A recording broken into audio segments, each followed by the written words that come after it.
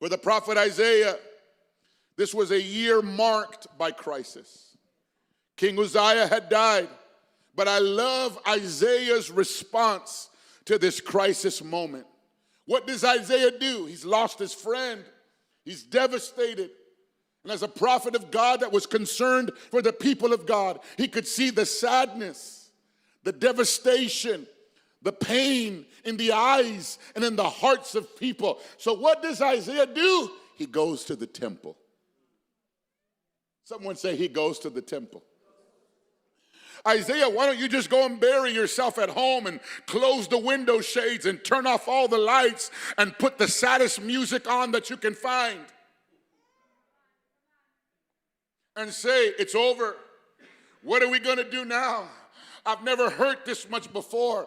I never felt so much pain. And yes, pain is real. And yes, we do mourn. And yes, we do hurt. But can I tell you, in those moments of pain, in those moments of mourning, in those moments of difficulty, you got to make up in your mind, I got to get into the presence of God. I got to find God however I can. If I have to cry out to him, I'll cry out to him. If my prayer turns into mumbling words, it doesn't matter. But in the middle of my pain, I'm going to seek his presence.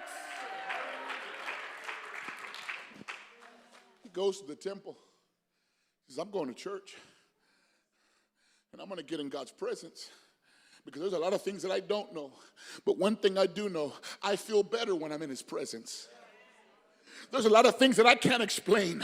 There's a lot of answers that I'll never get in this life. But one thing I do know, when I step into the presence of God, all of a sudden the worry goes and the pain begins to subside. And I begin to see clearly that God is with me, that he loves me, and he'll never leave me. I'm talking to somebody here today. It's not time to hide yourself away. If you find yourself in a crisis, it's time to get into the presence of God.